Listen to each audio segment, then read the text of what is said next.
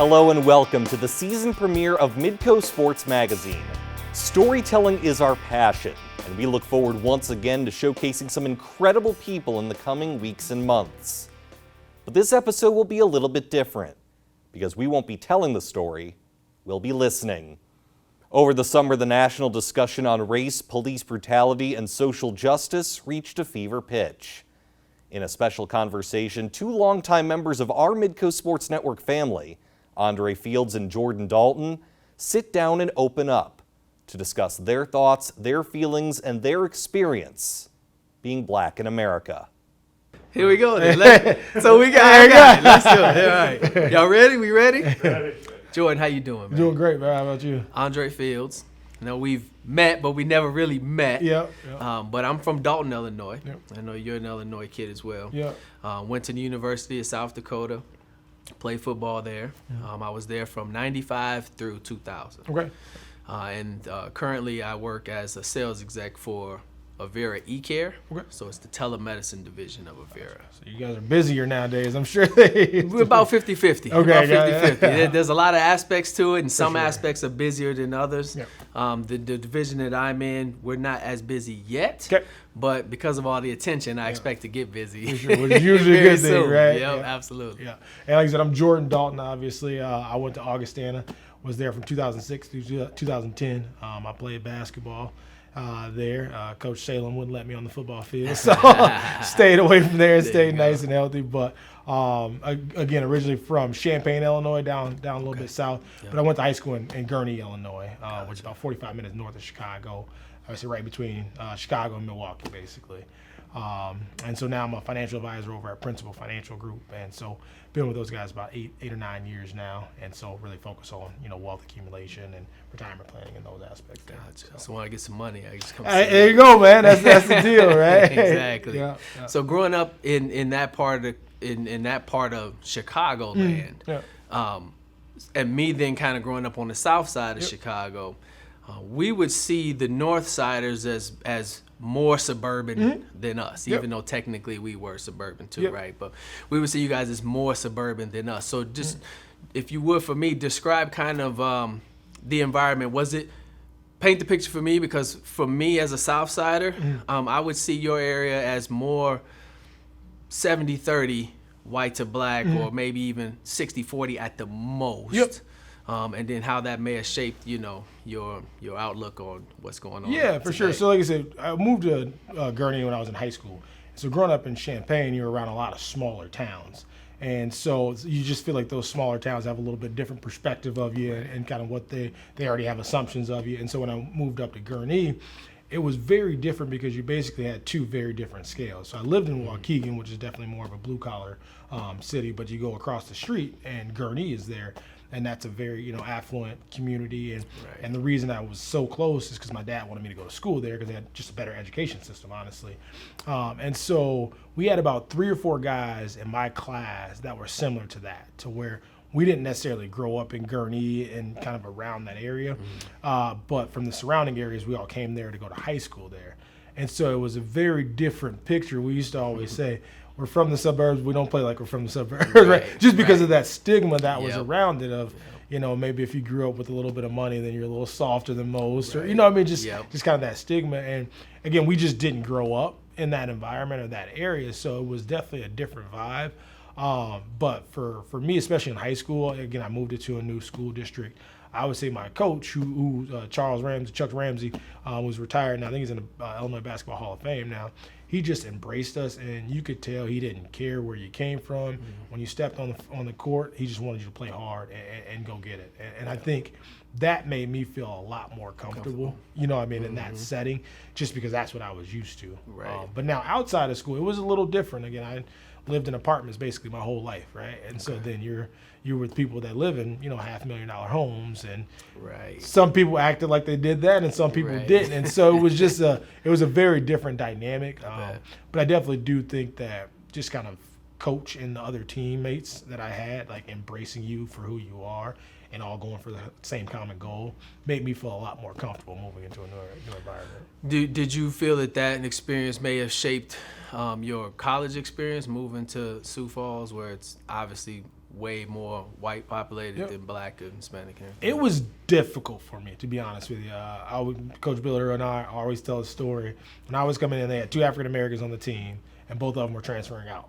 And so automatically your ears kind of perk up a little bit to see what's going on. That? Exactly, yep. And then I had a conversation with both guys, and they were saying, no, like, the race or their treatment had nothing to do with it. It was more one wanted to go back home. XL Hardy, he was from the Chicago area. I think it's home with Flossmoor. Yeah. He just wanted to go back home. And so so he's a great player. And then another, I think his name was Gerald Richardson, if I'm not mistaken. But he just wanted more playing time. He was just a guy that just didn't fit in their system. Right. But they both had great experiences, so that made me a little bit more comfortable. But honestly, on my recruiting trip, we were here for a weekend. I don't think I saw one other black person in Sioux Falls. It was the weirdest experience in my life. Again, I was halfway joking, but not with Coach. I'm like, hey, where am I going to get my haircut at? You know what I mean? Where's the barbershop at? And don't point me to Supercuts, because I'm for sure not coming here if you do that. Right. And so it was just we sat down kind of just one-on-one and had a very just real conversation. And he was like, hey, the diversity in Sioux Falls isn't what you're used to.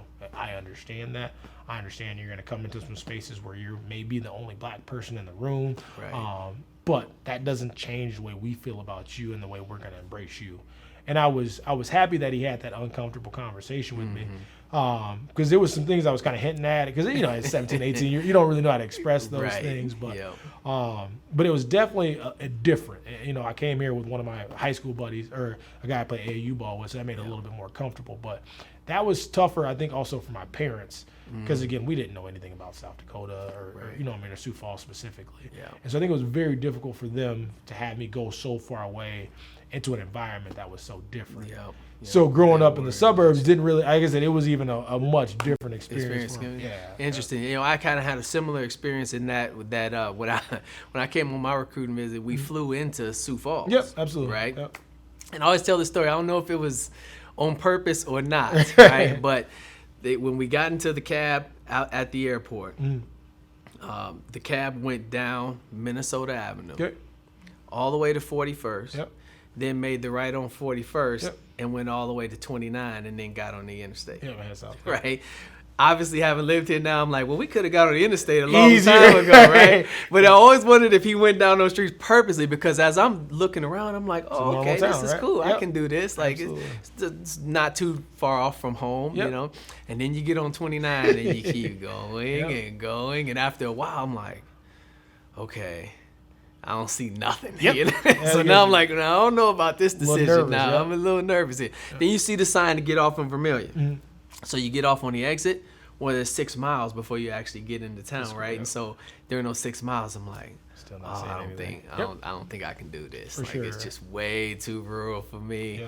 Like this not gonna work. Then we finally get into town, and I seen everything. And one of the things that stood out to me most, which I'm sure it's gonna come up later in the conversation, because it's definitely a pivotal point for me, was I'm walking from the hotel just down Cherry Street in Vermilion, which is the main strip right there. And every single car that passed, I was with a buddy from high school as well. He came on the trip with me.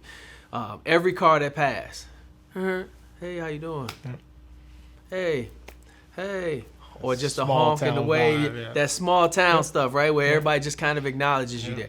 Well, coming from the south side of Chicago, we don't do that, right? Keep your head down, keep moving. If you say hi, somebody's like, why are you talking to me? Like, what's the problem? You know? And so that stood out to me. I was like, wow, everybody here is friendly. Like, I appreciate that. For sure. And then fast forward, after I've been here a few years, you start to that starts to become normal.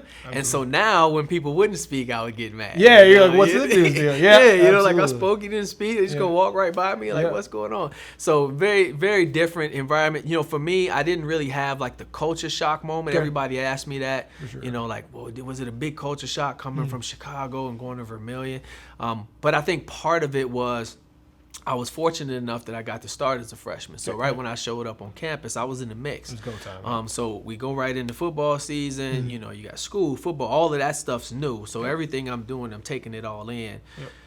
Then you go home for Christmas break.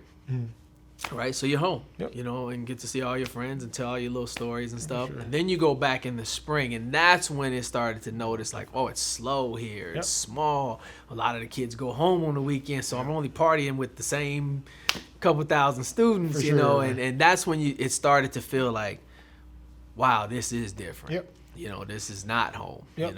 And so, but at the same time, I learned it grows on you. I'm sure you had the same dish. We live here. Yep. And so it grew on me. Yep. And I remember there'd be times when I'd be back home in Chicago, and a few months into the summer, I'm like, okay, I'm ready to get back to to Virginia. school, You yep. know, I want to get back to quiet where For I can sure, hear a the little cicadas laid and all of that stuff. Yeah. So it was very interesting how that whole dynamic works. Did you have any? Well, two things. Did you have any moments where you were like, wow, I'm around a lot of white people, or it's no black people here? Yep. And then did you have any moments where maybe you did have some racial issues come up that you had to deal with? Yeah, so I would say, and that was actually one of my questions for you, as far as I felt a different level of pressure when I was at Augie. And the reason being, again, I knew I was one of only a few black Right. students on Right. campus. And so the reason I say pressure is if you don't show up to class, it's very noticeable. Right. You know what I mean? Yes. You know what I mean? Because I've had that too. I'm sure you experienced it. Yep. We walk in on the first day, they're giving out syllabuses. Yep.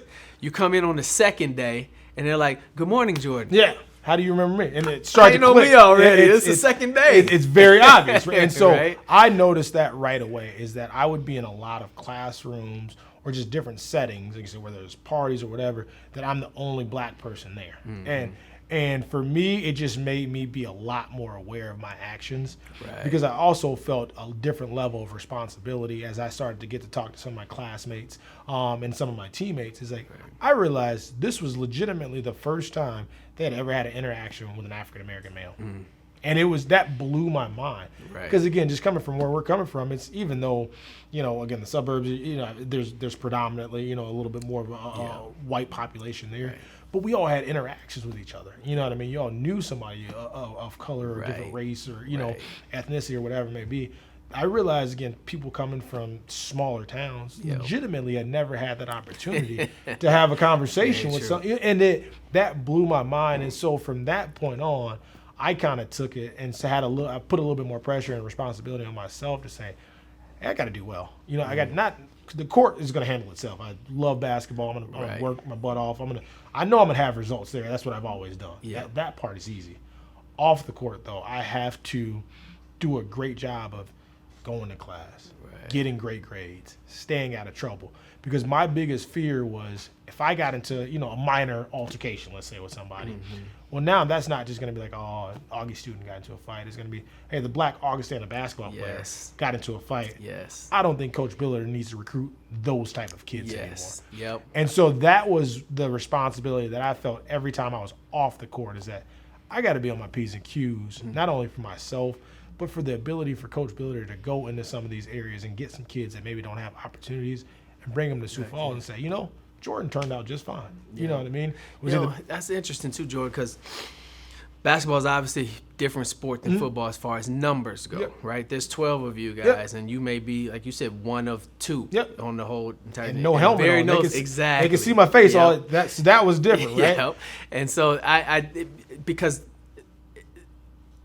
it's very interesting to hear that perspective. When you first started to bring it up, Yep. I thought, well, yeah, definitely, I bet there was pressure. But I was only thinking from an athletic standpoint. Yep. And for you to say, actually, no, it's about off the court. Yep. Because there was kind of a different experience for myself. I never felt the pressure that I had to perform off the field. Okay. The pressure was more just performing on the field, but it was really just amongst us, Yeah, right? as I didn't teammates. want to be the one black dude who had the red shirt when sure. the other two guys I was with didn't. Yep, absolutely. And I'm like, oh, I got to ball out too. Yeah, exactly, Like, yeah. I don't want a red shirt. Yeah. And then off the field, I never had that, and I think maybe some of that too was there were already guys who had messed up. Oh, gotcha. So you had gone through that process. Yeah, for sure. You know, they had already 100%. messed up the reputation for us, I guess, in Yep. that sense. So it's Absolutely. like the pressure was off in that regards. For sure. But it's funny that you say that, because when you first said that, my initial thought was, well, I got to make sure I represent for the black people, right? Because we're talking about basketball. Yep. You know, Yep. and I can remember seeing you and Hardy, Yep. you know, in the lineups, and like I was out of school, but Yep. I'm a fan of sports, and I remember seeing you guys, and I'm thinking, oh, the black dudes are gonna kill it, Yeah, you know. it's just that expectation. Are they killing it? Yeah, Oh, like, they're not. You here know they what's go. going on? Yep. You know, so it's interesting to hear that off the go, but it makes total sense, Yep. right? Because that's exactly what would have happened had you made a mistake. Yep. It would have been and you know, we experienced that. You know, I'm a part of the Sioux Falls Storm staff. Yep. Okay.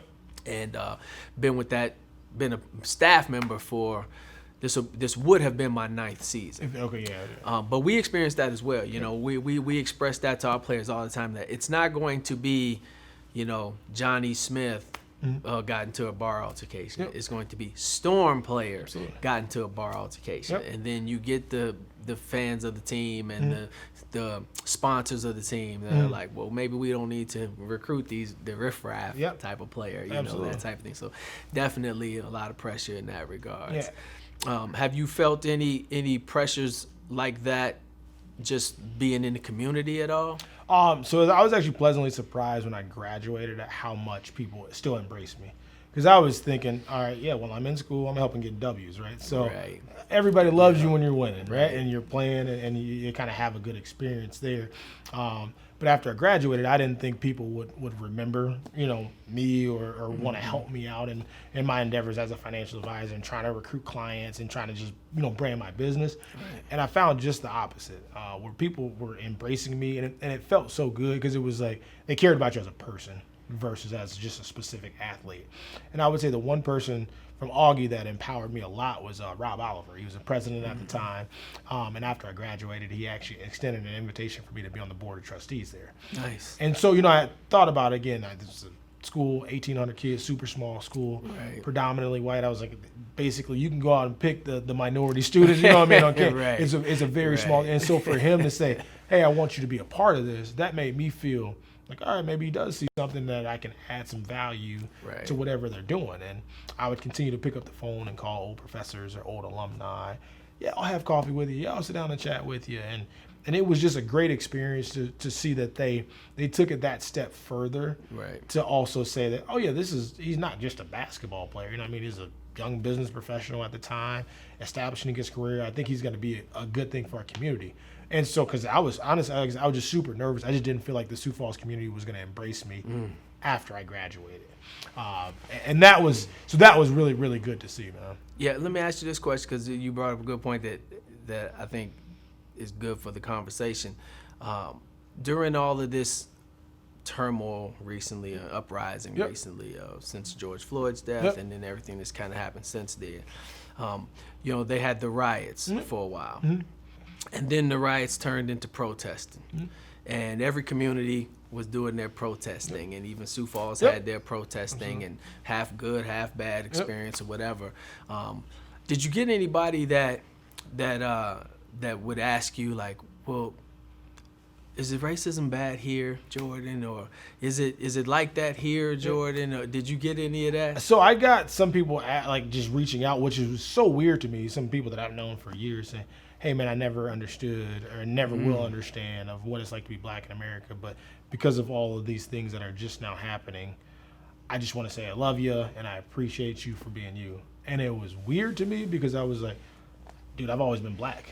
Right. These things have been going on for a long time. Right, You know what I mean? right, Police have been shooting black people for a really long time. And getting away with it. Yeah, That's the no biggest part of it, punishment, right? no, you know what I mean? Right. It's just kind of, it's part of the business, right? Yeah. You know, there have been, you know, stereotyping and you know, opportunities not presented to African. This has been going on for literally Forever. centuries. You know what I mean? Right, So I exactly. was very confused about like why now? Why were people reaching out?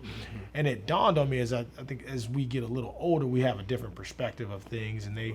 I think people really started to kind of check themselves and say, well, I know I'm not part of the issue actively, but am I doing everything I can do to be part of the solution? Right. And so that's Or when have I, you know, complied through not saying anything, subtle not things, doing anything, right? not noticing it. Absolutely. Yeah. And so like I never had any like direct racism when I was, at Augie or just in Sioux Falls in general.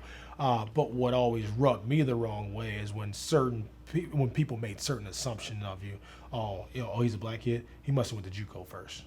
Yeah. You know what I mean? Like Yes. it blew their mind Yeah, that you just came here right out of high school. It's like, I can see that. This Yeah. wasn't my last resort type. I Right. made the choice to come here. Yeah. Or you know what I mean? They find out, you're double major and you've been on the dean's list for the last 4 semesters. Like, oh wow. And that's the perception that I wanted to change. Is that again, as I found out that like a lot of my classmates hadn't had interactions with black people, I wanted to set a standard of what a black man is. Because I feel like me and you are what we see as a normal basis. Right. We're fathers, we're husbands, we're brothers, we're sons. You know what I mean? We're business professionals. We're just like everybody else. Yeah. And I think that's when you're able to break down some of those walls. That's when I think some change starts to happen on an individual basis. Right. Because like I said, I always tell this story, but like one of my best friends is from Elkton, South Dakota. By Brookings, small, tiny farm town. And coming to South Dakota, one of my biggest fears was ever being in a small town bar where I didn't know people. Just because I thought that was where the source of a lot of tension Issues can that happen. come out. Yeah. And so, you know what I mean? It's Just, the movies. yeah, it's The legitimately. movies, Yeah, right? where you go in, you don't come out type deal. You walk in and And everybody record turns their screeches, head, yeah. right? And so that was a huge fear of mine. Right. So me and Krogs, we got to be best buddy. You know what I mean? Yeah. I joke, he's 6'8" white dude from Elkton, South Dakota. I'm 5'6" black dude Right. from North Suburbs, and we're thick as thieves, right? And so for his bachelor party, his whole deal was we're gonna take a bus, we're gonna all these small town bars, and it freaked me out. And we sat there and had a conversation. He's like, "Man, I love you to death. You've met my mom, my dad, my sisters, my grandparents," and he was like, "You know what? You guys are."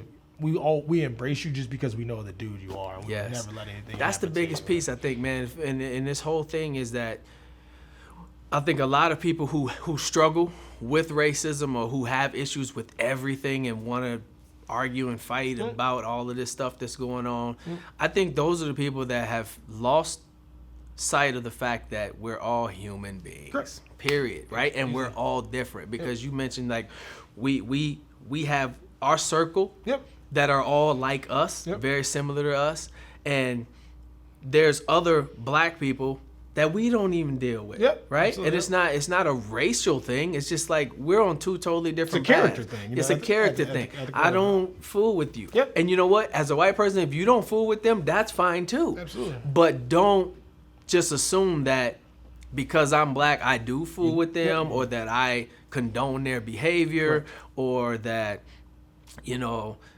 we're all like that. I'm just different because I got a different opportunity. Not the case. You know what I mean? It's not the case. And if we can start to see people for just being people, then I think a lot of this will go away, right? And I agree with you when you say, a lot of times when you embrace or when you're open to different things, you'll come to like them. You'll learn. There's a lot of things that I learned being a part of the social circle in Vermilion, where, it was 1 or 2 of us and a bunch of other white boys on the football team that, I love that stuff now. I love those experiences. Well, I mean, one of them, and I've shared this story with friends. So I don't know if it's still a tradition, but it was kind of a tradition back when I was there, is that after the spring game, all of the team would basically have a big barbecue at a Boosters farm. Yep. Okay. And the Boosters farm wasn't far from Vermilion. Well, the Thursday before the Saturday spring game, we would all go to the farm to prep the pig. Okay.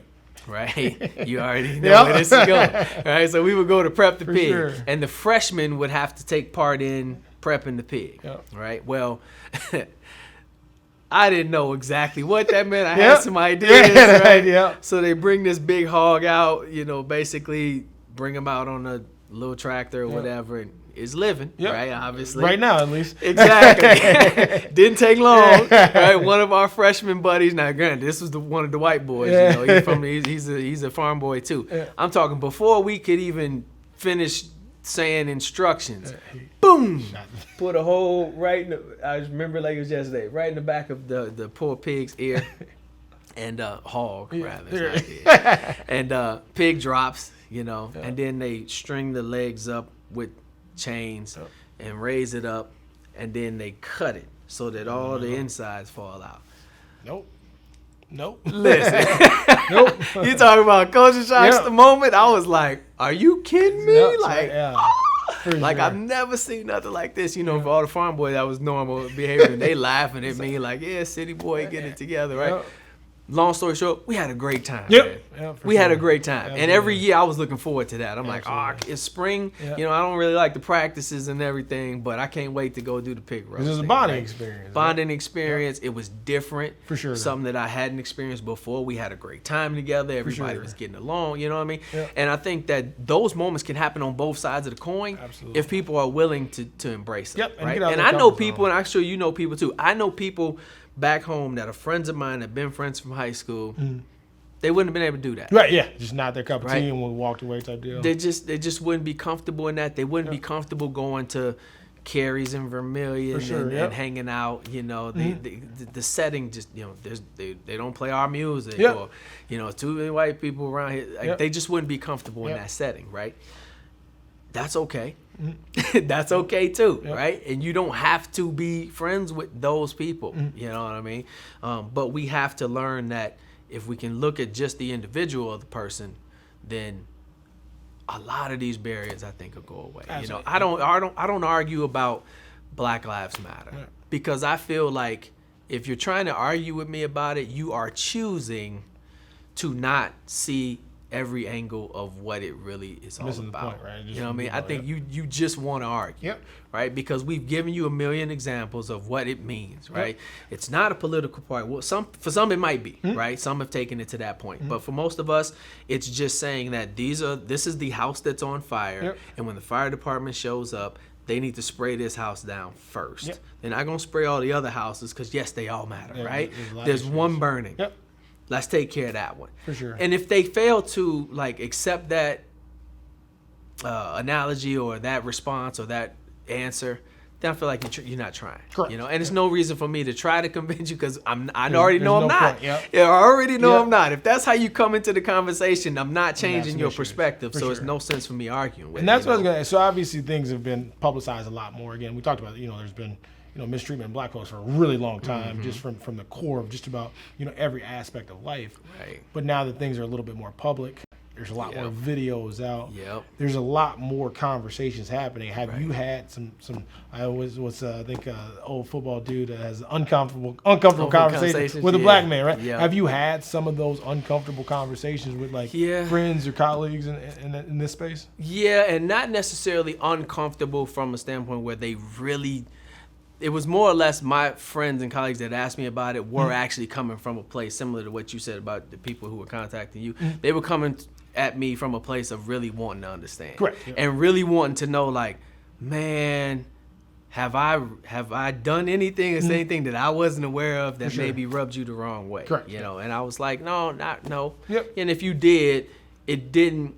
I could have took it there, but that's not who I am. As a person, so yeah. it didn't rub me in the way that you may think, For sure, right? yeah. I have had the conversation though about the protest, right? yeah, It was yep. a couple. It's a friend of mine who was, he's like, well, why do we need to do that here? And all it's going to do is bring unwanted drama to the situation. And I said, well, that's not necessarily true because most of these protests are Peaceful. and they're set up to be that way. And the people who are bringing the trouble are the troublemakers. And they were going to find it regardless if this was the case or not. Exactly. Yep, It's correct, yep. not the whole protest. It's not, they're not looking to, have a reason to exploit and make trouble. Yep. But the bad apples are going to show up Yep. because they know that that's their opportunity. For sure. right? Yeah.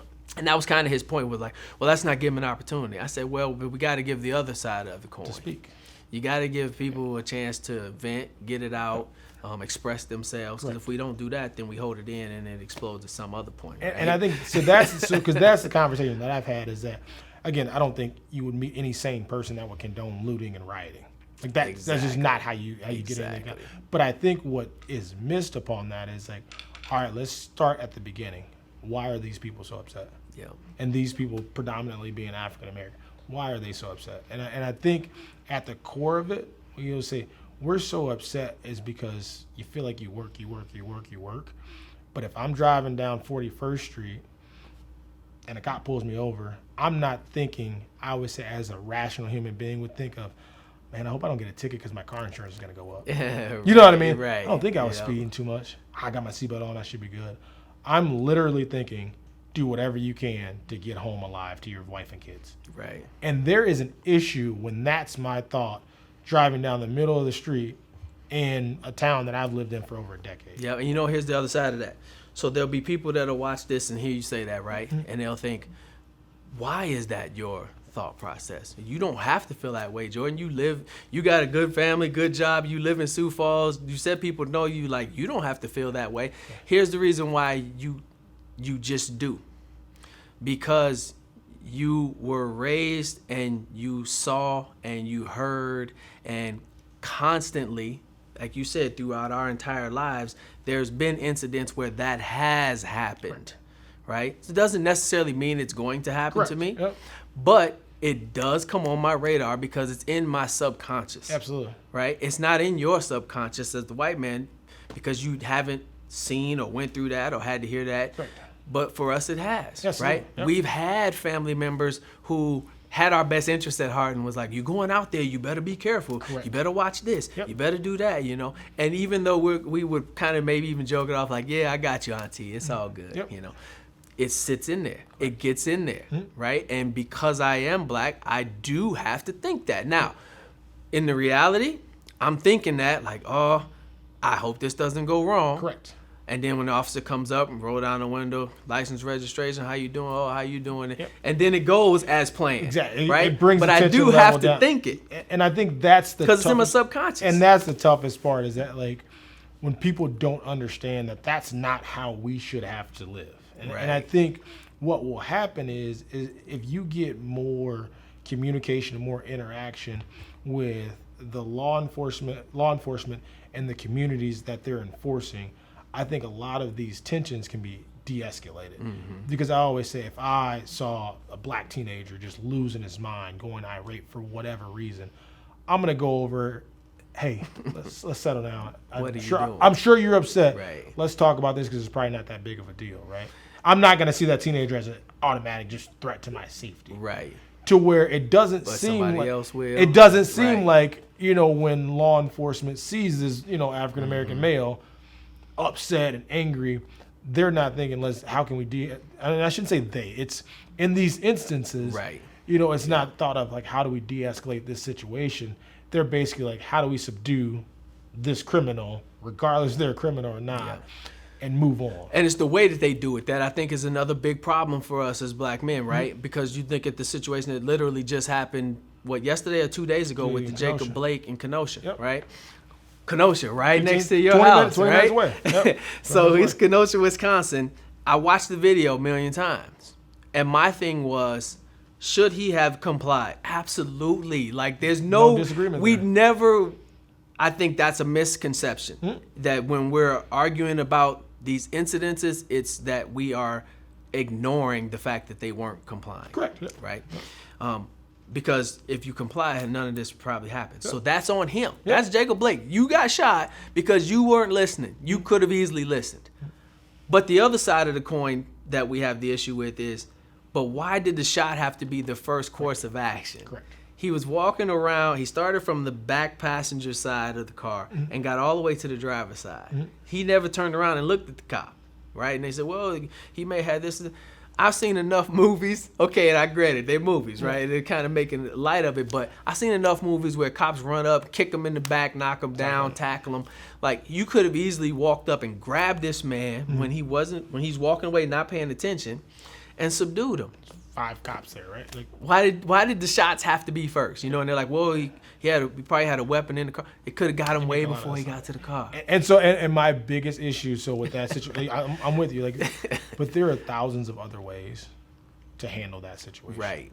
And unfortunately, it just seems right now it's a shoot first and ask questions later mentality. Yep. And the reason that is because there haven't been any consequences for the people in the past. Absolutely. That's it. So because I always say 100%. We get worked up, I could just be in a bad mood, some dude cuts me off. You know what I mean? And you're livid, you're upset.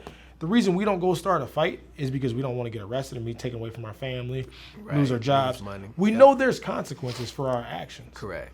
When these actions have happened, there's repeatedly been no consequences. That's the biggest issue right now, Jordan, that I think that America as a whole is half America is talking about that, and half America is failing to acknowledge it. That's the real thing. That's the reason why there's a Black Lives Matter. That's the reason why we're doing a show like this at the moment, is because of the lack of consequences for the actions of a few. Correct. Right? It's not everybody. I have friends and family that are police. Yep. You know, I remember having the conversations of, listen, if you ever in a certain situation, you better pull your gun first because they're my family members, right? Yep. But really, I actually expect them to just do instinctually what you know you should do. Correct. And it shouldn't necessarily be shoot first. And if that does happen, there should be a consequence. It has to be consequence. There should be a consequence. And that's the biggest problem, right? Breonna Taylor, she was sleeping in her bed. Correct. She was sleeping in her bed, and they came in shooting first.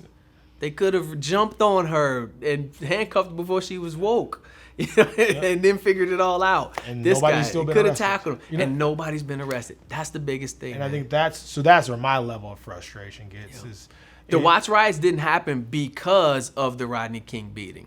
The Watts riots happened because the cops got off. Yep.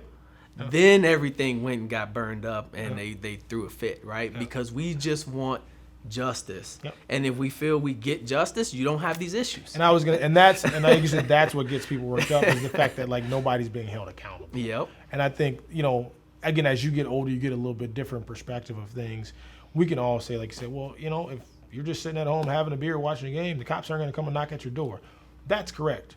But I also shouldn't fear that every time there's an interaction with a police officer, Right. whether warranted or not, that it could end my life. Yep. And I think that's the thing that's tough for me to grasp, is that there just seems to be an acceptance of, that was one of the bad apples, and he got taken care of, basically. Mm-hmm. And there are no consequences, and we're going to move on. Well, why didn't he comply? Why didn't he listen? I get that. Correct. That's why he should be arrested. That's not why he should get the death penalty And lose on his site. life. Yes. You know what I Yep. mean? That's not a death sentence on site. Absolutely, And that's the piece of it that I think drives us and us. Yep. Because it's people that are white that agree with what we're saying. Yep. That drives us crazy about where we're at in America right on. now, because we still don't feel like there's much justice being done, right? For sure. Until we hear about sweeping laws, or I would just like to hear, hey, the Flint, Michigan Police Department has implemented a new law saying that all cops must something, right? If they Something give us substantial. something, Something that we can build on, that I think would change a lot of it. But as long as we continue to have cops just kind of walk free, essentially, until we make an uproar. I mean, the Arbery case. We saw the video 30 days later, and then it took another 30 days for them to arrest the cops. And the toughest part is, if that happens without a video, what happens then? Nothing. And I think that's the issue. Like I said, right is right, wrong is wrong. At the end of the day. And so now, obviously, we talked about, both of us are fathers. How has that shaped your perspective of the way you view not only what's going on in the world, but the way that you think that the world that your kids are going to come up in? Yeah, that's a great question. And it's a complicated answer because, like you, I have mixed kids. Yep. Right? So America identifies them as black. Correct. But they themselves identify as both. Yeah, they're biracial. Absolutely. Sure. And even in certain situations, they may feel one way or another, correct, like when they're with their friends, I'm black, but I am white too. I still have that side of me. I think the biggest thing for me is that I'm hoping that this was a turning point in America where we can finally get to some real, true equality in a lot of the processes, laws, justice and things like that, and so that it is a little better for them. But there's also that feeling that, hey, I'm 43, it's not going to happen. It didn't happen in these 43 years. There's no evidence to show that it will. Right. We're going to pretty much just continue to repeat the cycle. Like, we'll all go back into the weeds and it'll be hidden again. And I was having that conversation with my wife the other day. It's like, there's a part of me that kind of wishes it would just go back in the weeds again. Like, all races go hide again like you did for so many years. This has brought a lot of them out. Yep. And yes, there's good to that as well, right? Oh, that's how you really feel? Yep. Okay, I got to disassociate with you, or you don't need to be doing this and that and having this type of position. But so much other negative has come from it that there's a small part that's like, man, just fake it again. And it's tough because my thing is, right, like I hated being put in a box.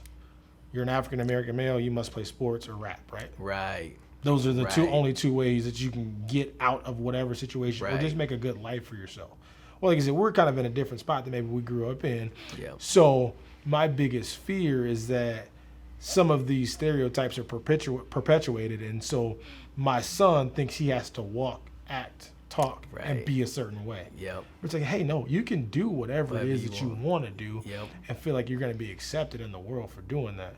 The toughest part that you're going to have to face is there are going to be some people that try to put you in that box, but you can't allow that to happen. You have to stay true to yourself. And honestly, like I said, do what you want to do, be who you want to be, as long as it's not hurting anybody else, but you got to be true to yourself. Yeah. Because like I said, I just think our kids growing up in the environment that they're in now versus the environment that we grew up in, they're just going to have different struggles. Absolutely. And that's, I guess, my biggest takeaway from what's going on now is because, honestly, I've had so many great interactions with white people in my lifetime.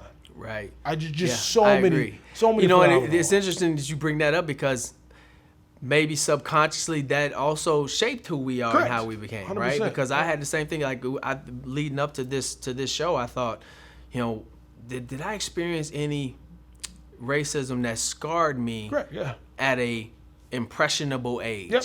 right?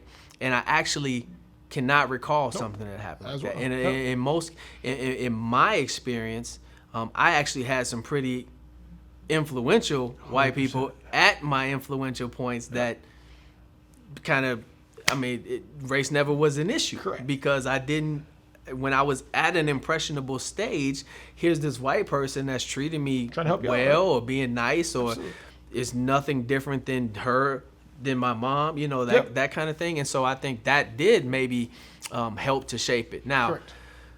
fast forward a few years later, because like with me, so my mom passed away when I was 8 years old, and then I went to live with Dad. And so Dad lived in a community that's all black, pretty much, right?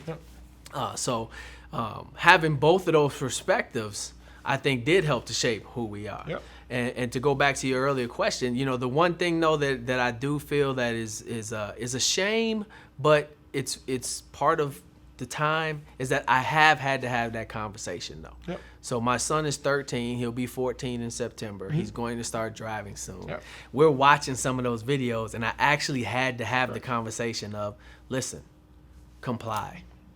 Even if the cop is not doing it by the book, even if he's in his feelings, listen to him, right? Just so that you get home, or you get to the station, you can figure it all out later, but you don't want to end up dead on the side of the road because you're trying to hold your principles. Trying to be tough, right? Yeah, and well, he can't do that. He can't do that. Well, let him do it, and then we'll figure it out later. And I think that's the toughest part is that like when you have to have that conversation. And that's the mentality of it. Is like you may not get treated the way you should, but the consequence for you reacting could be death. And we started the conversation with this, right? We have to have the conversation. It's a must. We just have to. It's a must. Right? My white friend may not have to have that conversation. He may have it. Yep. I don't know. Yep. But he doesn't have to have it with his son, where I feel I have to, just in case. Yep.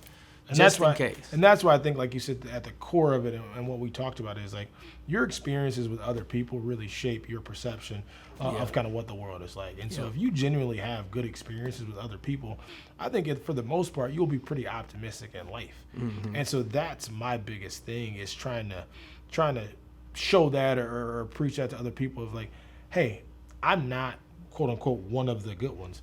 I'm just like most black people you're going to meet. Right. The bad ones are the bad ones, and they're a handful, and they're few and far in between. Right. Most people are just trying to go to work, provide a good life for their family, and enjoy life. Yeah. Like, I am normal.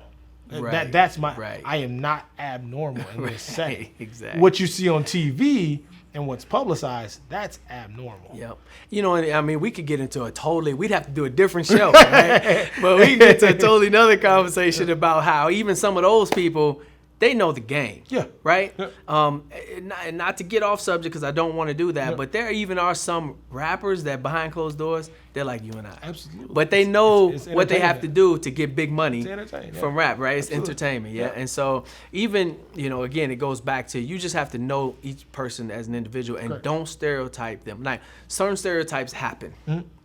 We know that. That's part of society. But it shouldn't stop you from, if you need to, digging more and finding out more, right? When I see someone who, beard way down here, he's redheaded, cowboy hat and boots, right? My first thought is, he's southern redneck, right? I don't know if he's gonna like me, right? Just right off the bat, Talk to him.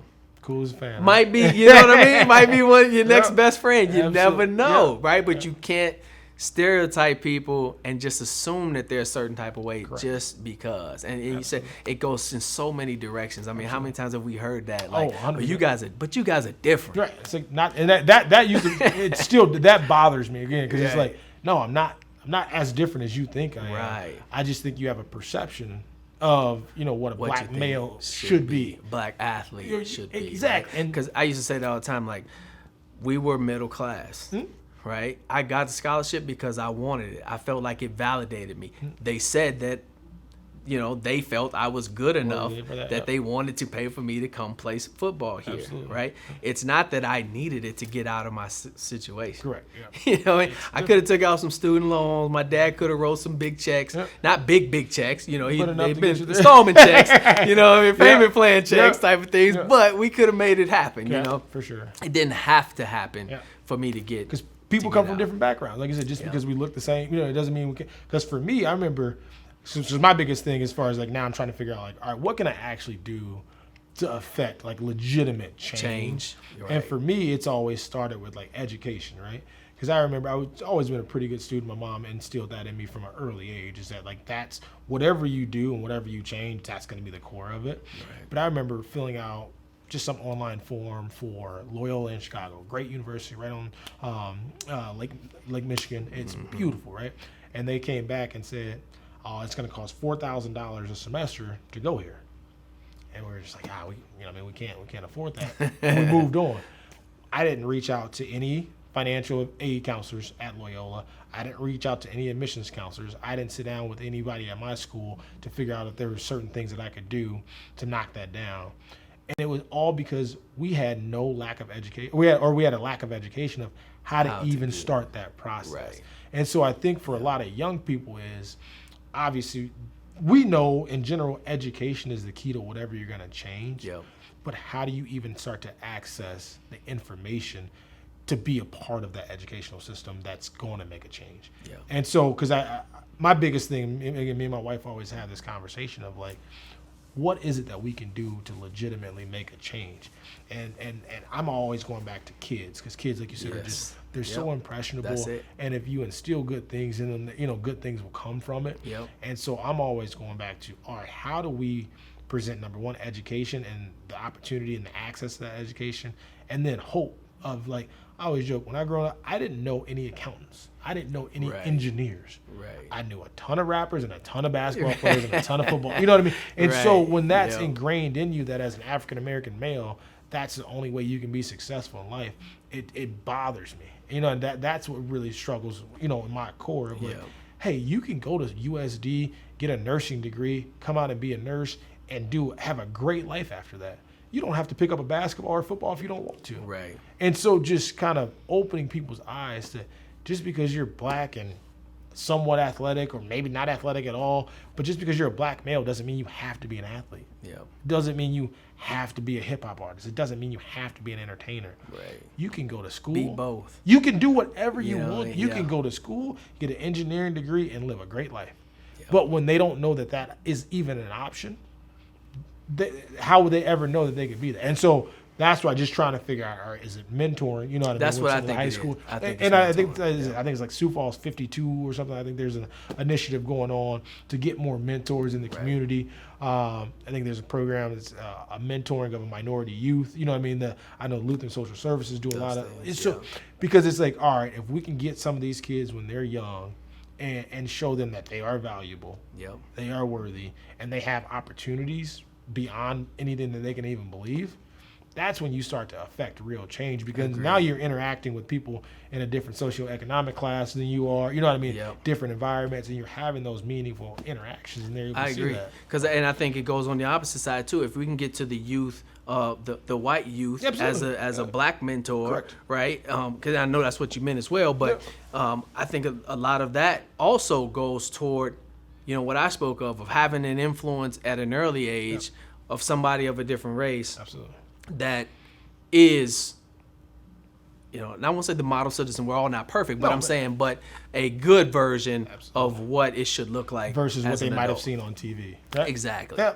You know what I mean? You could, because I coach youth football here in Sioux Falls, and I just feel that, we do a really good job of presenting an image that maybe some of them had never seen before, don't know right? what a black man looks like and walks and talks. Some of your teammates who had never seen. I had some of that too in college, where they just assumed like, oh, South Side of Chicago, like you must have been dodging bullets every day. It's like, no, it's not like that. You know where to be and when not to be there, and everything else is the same. For sure.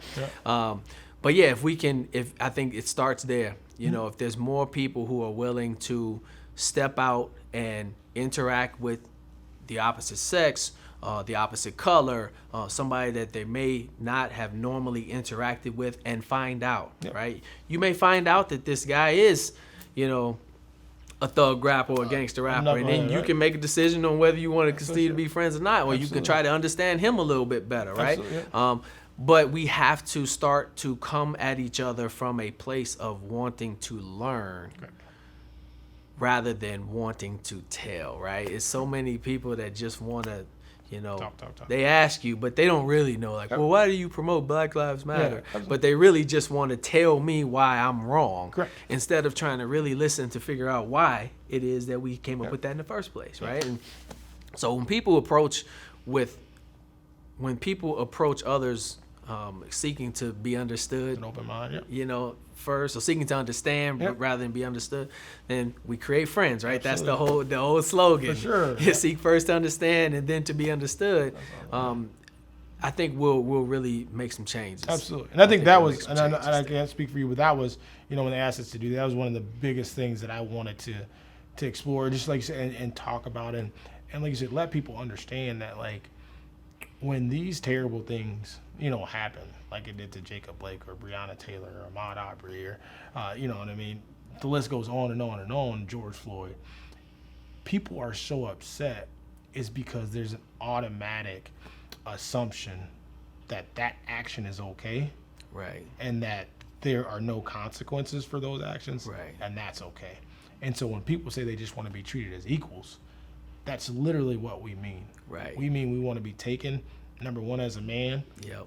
Exactly. First and foremost, and as a human being, I should say first and foremost, but we just want to be on an equal playing field, to where if there's injustice that happens, that injustice is corrected, and there's consequences for it. Right. And when that doesn't happen, you feel like you're playing a game that's already slanted for you to lose. Exactly. Because it only takes one misstep, and then you can be done. And that's what I want people to understand, is that not only do you need to treat people with respect that are different race, ethnicity, gender, whatever the case may be, but you also need to check your friends that don't as well. Exactly. Because may not be you, but you're allowing somebody else to do it. And I think that's the issue. That's is a that, huge piece. Hey, yes, you may not be the one that is yelling the N-word or saying racial slurs to people, or being perpetuating stereotypes. But if you're associating with someone that is, it's basically telling that person that it's okay, because my friends are around me and they've never said anything. Exactly. The second you check that person and say, hey, man, if that's how you're going to respond and that's how you act, I just don't need to be a part of your life, and you don't need to be a part of mine. Right. Yep. And that'll have people doing a little bit more self-evaluation of like, Yep. are my actions? Wow, am I really like that? Correct, Like, correct. Oh, okay. And they didn't Maybe- even know it. maybe You know, I it's just shouldn't. literally complete ignorance. You know, what I mean, at the case. So, And if they don't, then you have to ask yourself, like, is this somebody you want to be friends with, right? Exactly. You ask them not to do that, and they still doing it. Yep. You know, is that somebody you really want to do be you hanging want that out person? with? Yeah, exactly, in your life. And I Yep. think so. That was the big thing for me, and I'm glad we got a chance to chat and Yep. talk, just because obviously we've had some different experiences, but some things that are Yeah. similar. But coming from a core understanding of, hey, we just want to be treated right. We want to be treated with respect. And when bad things happen unjustly, we want those bad things to be punished. Exactly. And you can put whatever slogan around it you want, but if you sat Exactly. down and had a conversation with most black people, and I always say most rational people, Yep. that is exactly kind of what That's they'll all they're explain. looking for. And until that happens, we're going to continue to have Have these issues. conversations. We're going to continue to Correct. have uproars. We're going to continue to have fights and shootings and things like Yep. that because, you know, it doesn't mean we're not trying to say take us from here and put us here. We're trying to say take us here and put us here. Everybody at the same We level. want to be even. Absolutely, We want to man. be even. And then let's fight it out. For You sure, know what man. mean? So I appreciate it, man. We just want to be on the field at the same There time. you I go. want equal reps. Yeah. Give me equal I was reps. gonna say everybody's And on then the we'll same see playing who's field. better. For That's sure, it. man. So Yeah. I appreciate you taking the time to sit down good with me. deal. This is like I said, Glad this to is do it. awesome, man. Because like I said, as we were talking, we were like, you know, these are conversations that we have all the time in our own community. Yep. But don't be afraid to have these conversations with people you may not be as Right. close with. You know, and that's what I always say. Like, reach out, sit down, have a cup of coffee, have a beer, talk to people, man. Try to really gain a perspective of somebody else's life. Somebody else. You know what I mean? Exactly. Before you just And immediately it doesn't jump to mean you have assumptions. to jump, you know, you don't have to dive into it. You know, yeah, You know what I absolutely. mean? Like, I still don't like country music. You know what I mean? I still don't like country music, but I can listen to it, especially if it's popping, right? If it got a little pop a little to bit it. in there. Yeah, I but can do that. But that's, to me, that's what the interactions are all about. Man. Right. It's like you're not going to agree with 100% of everything somebody else says, but to gain a new perspective that you maybe didn't. Yep. And as long as you can just, I always say, see a human being as a human being, that's the first step. And as long as you can do that and, you know, demand that everybody around you does that, Right. I think we'll be It'll in a change much better everything. place. It'll change Much better everything. place, man. So, Yep. appreciate it, man. Good deal.